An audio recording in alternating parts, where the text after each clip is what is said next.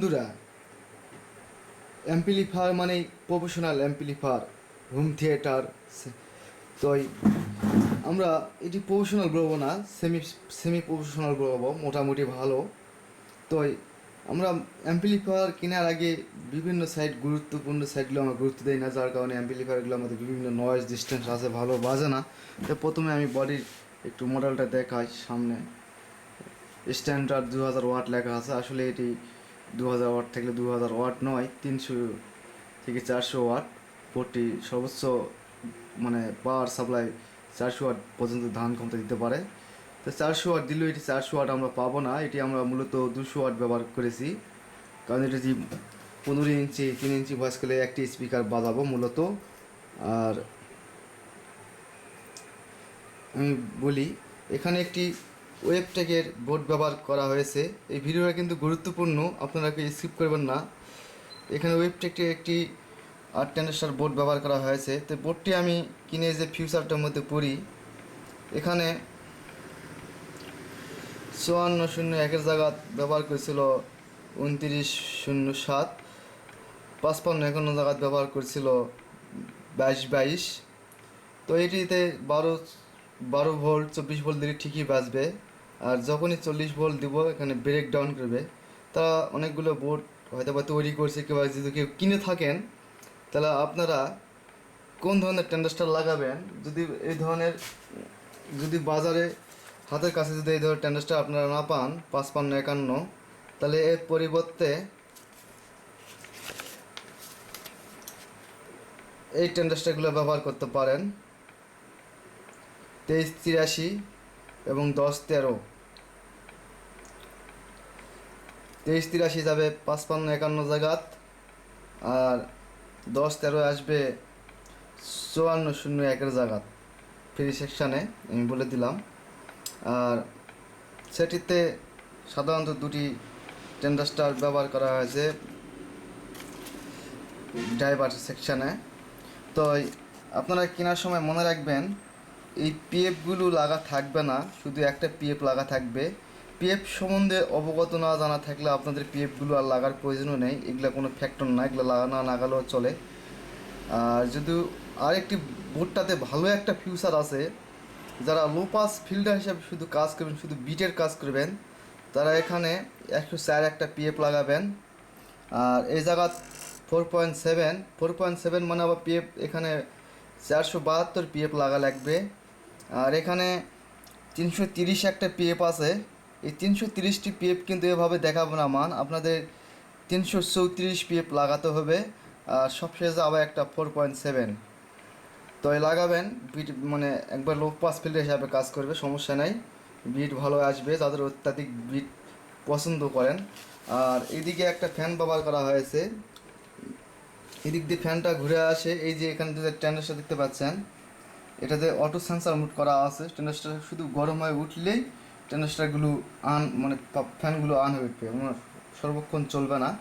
মানে গরম যদি কম হয় একটু একটু একটু একটু করে চলবে, গরম বেশি হলে বেশি বেশি জোরে জোরে স্পিডে হাই স্পিডে চলবে। আর এদিক দিয়ে এখানে দেখুন, আমি একটা দেখতে পাচ্ছেন, এটা হচ্ছে জবরলেট ওয়াক, মানে স্পিকারে অতিরিক্ত বিটের কারণে স্পিকার ঢোলাঢুলি বেশি করে, মানে কম কম করে একটা শব্দ করে, সেই মানে সেটার থেকে একটু সামান্য একটু প্রোটেকশন আমরা পাবো এই। আর এটি করার আগে অবশ্যই মনে রাখবেন, এর ভিতর দিয়ে একটা 10 ohms একটা রেজিস্টার অবশ্যই দেওয়া লাগবে। আর 10 ohms ভিতর দিয়ে আমি দেখতে পাচ্ছেন কি, দেখা একটু ভালো করে, 10 ohms একটা রেজিস্টার লাগবে, 1 ফ্যাট একটা পিএফ লাগবে, 250 ভোল্ট অর্থাৎ 204, আর একটা 100 ohms একটা রেজিস্টার লাগবে। আর পাশে দেখতে পাচ্ছেন ভাইজান, এটি হচ্ছে প্রোটেকশন মোড সার্কিট।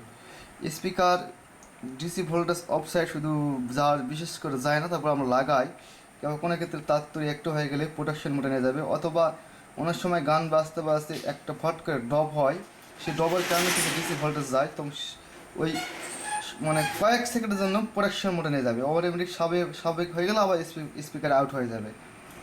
আর এখানে দেখুন, এখানে একটা ফ্রি এম ব্যবহার করা হয়েছে, অত্যাধিক গ্যাং পাওয়া যাবে, প্রচুর গ্যাং আমরা এটাতে পাবো। তো এই সার্কিটের জন্য আমাদের হাই গ্যাং সার্কিট লাগবে না ভাইজান, কারণ এটি মূলত কোলাস ডি তৈরির কথা ছিল, আমরা কোলাস ডি আর তৈরি করিনি। এটি মূলত একটা ইন্ডিয়ান ভার্সন, এটিও একজনের তারা কপি করে বোর্ড পিসিপিগুলো তৈরি করে। তো আমি দেখলাম এদিক সেদিক কোনো দিক হলে একটুতে মুসলেট কেটে যায়, তার কারণে এটি কাস্টমারের কাছে মানে কাস্টমার বলে ভাই যান আমার তো মুসলেট কেটে যাচ্ছে, আমাকে একটু মডিফাই করে অন্য একটা কিছু করে দেন।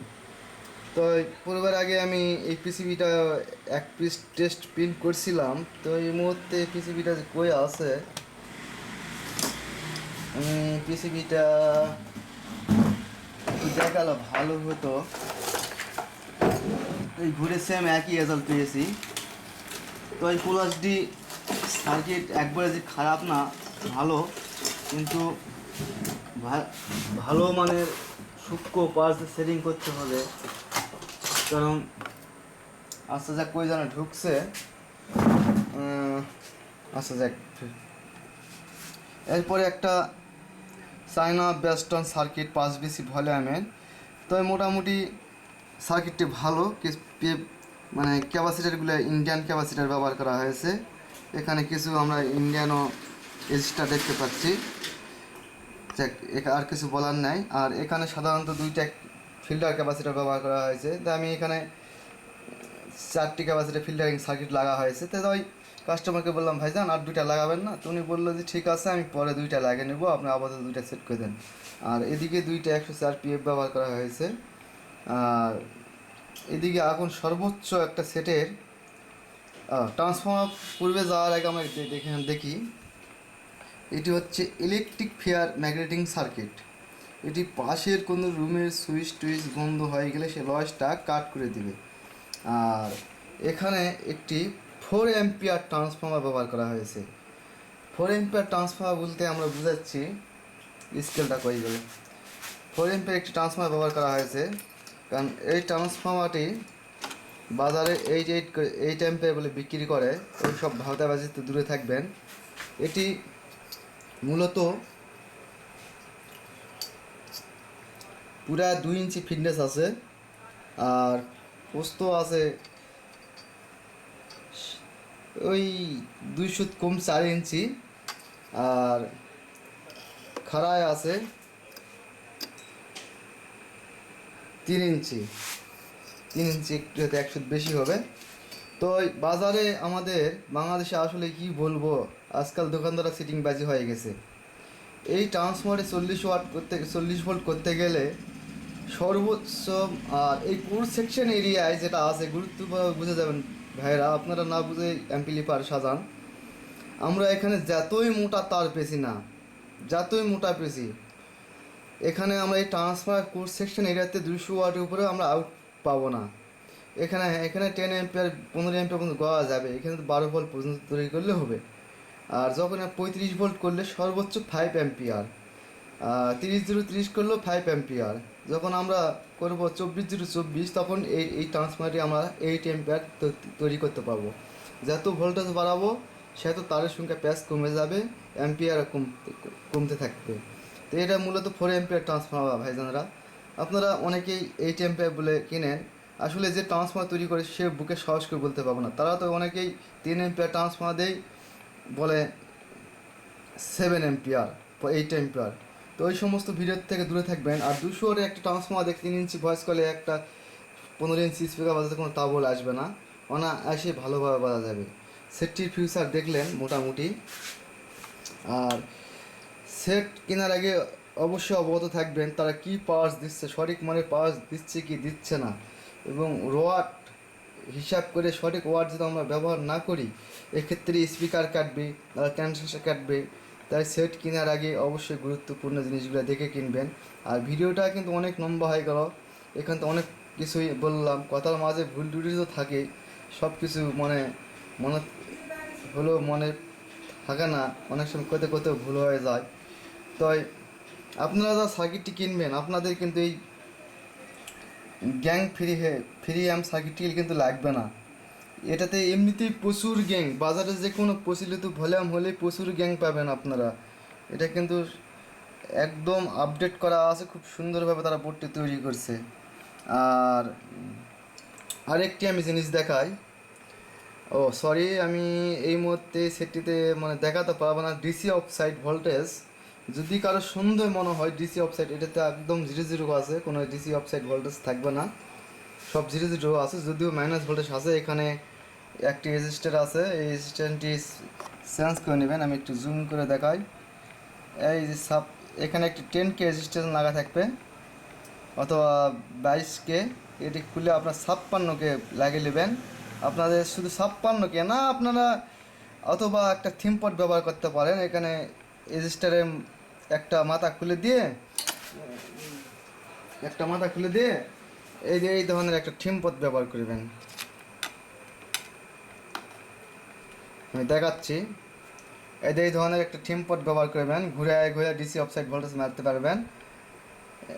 এই একটা ট্যাঙ্ক খুলে একটা ট্যাঙ্ক ওই স্টারের জায়গাত লাগিয়ে দেবেন, একটা লাগিয়ে দেবেন। অবশ্যই খুব সুন্দরভাবে এটা কাজ করে, ঘুরে ঘুরে টুকটুক করে ডিসি অফসাইড ভোল্টেজটি মারা নেবেন। আর এটি একদম জুড়ি করা আছে, কোনো ডিসি অফসাইড ভোল্টেজ নেই। আমি একটু মিটারটা লাগাই।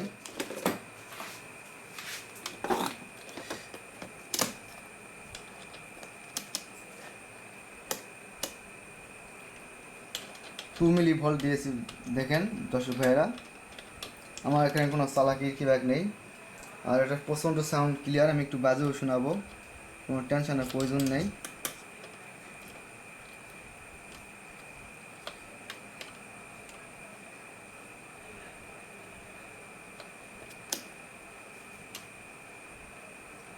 একদম 0 0, কারণ এটা আমার মিটারের ব্যাটারি একটু কম আছে, যেন এটা উঠা নাম্বা করতেছে, কিন্তু সব 0 0 আছে, কোনো সমস্যা নেই।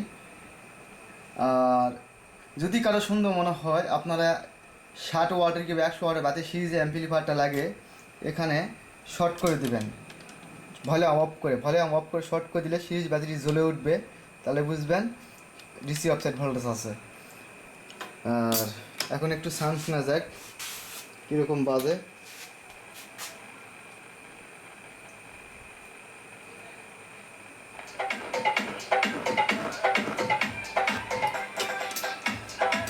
সাউন্ড একদম ক্লিয়ার।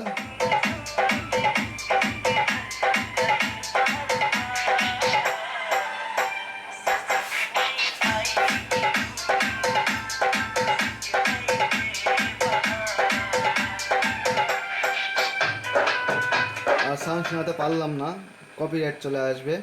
তো আজকের মতো এখানে ভিডিওটা শেষ করলাম। তো এই চ্যানেলটা আমাদের সাবস্ক্রাইব করবেন। আর ভিডিওটি দেখে যদি উপভোগ হন আপনারা, অবশ্যই আমার অনেক ভালো লাগবে। আর ভিডিওকে স্কিপ করে দেখবেন না, তাহলে বুঝতে পারবেন না।